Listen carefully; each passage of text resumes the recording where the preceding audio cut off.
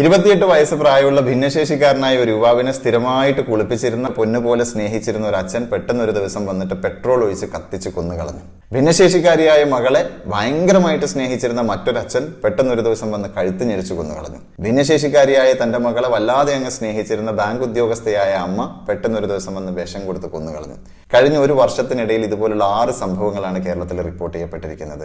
ഈ ഓരോ കേസിലും തന്നെ നമുക്ക് ഈ പാരന്റ്സിനെ കുറ്റം പറയാൻ പറ്റില്ല. കാരണം ഈ മക്കളെ നോക്കാനുള്ള ബുദ്ധിമുട്ട് കൊണ്ടൊന്നും അല്ല ഈ പാരന്റ്സ് ഇത് ചെയ്തിരിക്കുന്നത്.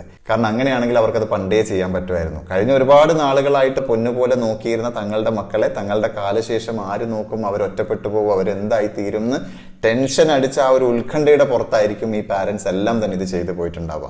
അപ്പൊ ഇതിനൊരു പരിഹാരമായിട്ട് വടകര കേന്ദ്രമായിട്ട് പ്രവർത്തിക്കുന്ന കേരളത്തിലുടനീളം സെന്ററുകളുള്ള തണൽ ചാരിറ്റബിൾ ട്രസ്റ്റ് മുന്നോട്ട് വന്നിട്ടുണ്ട്. ഭിന്നശേഷിക്കാരായ മക്കളുള്ള എല്ലാ പാരന്റ്സും അറിയുക, നിങ്ങളുടെ കാലശേഷം നിങ്ങളുടെ മക്കളെ ആര് നോക്കും, ഒറ്റപ്പെട്ടു പോകുമെന്നൊക്കെ ഉള്ള ഒരു ആശങ്ക നിങ്ങൾക്കുണ്ടെങ്കിൽ ധൈര്യമായിട്ട് നിങ്ങൾക്ക് തണലിനെ ഏൽപ്പിക്കാം. തണലിന്റെ തണലിൽ അവർ സുരക്ഷിതരായിരിക്കും.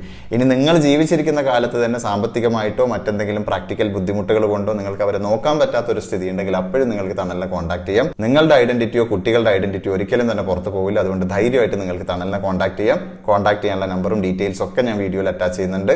കേരളത്തിൽ 9 ലക്ഷം ഭിന്നശേഷിക്കാരായ ആൾക്കാരാണുള്ളത്. അവരുടെ എല്ലാവരുടെയും പാരന്റ്സിലേക്ക് ഈ വീഡിയോ ഒന്ന് എത്തട്ടെ. അതിനു വേണ്ടിയിട്ട് നിങ്ങൾ മാക്സിമം ഈ വീഡിയോ ഒന്ന് ഷെയർ ചെയ്യണം. Thank you.